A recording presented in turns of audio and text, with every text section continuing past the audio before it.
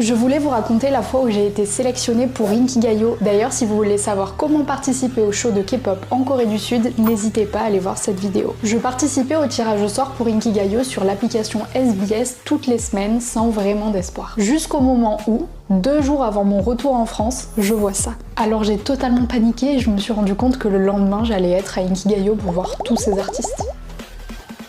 Le lendemain, je me rends sur le lieu, super stressée parce que je parle pas coréen, donc c'était impossible de comprendre le système des queues et de demander de l'aide à quelqu'un. Dans la queue, on vérifie notre identité, on nous demande rapidement si on veut être en fosse ou assis. Moi, sur le coup, j'ai paniqué, j'ai pas très bien compris, du coup, j'ai dit assis, et je me suis retrouvée 4e dans la queue assise. Du coup, au moment où on est rentré et que je me suis installée, j'étais au premier rang devant la scène et je voyais super bien. J'ai littéralement pleuré quand ITZY sont montés sur scène pour faire Bouncy. En plus, c'était leur dernière représentation. C'était une expérience incroyable et c'est comme ça qu'on voyage en Corée du Sud en juillet 2023.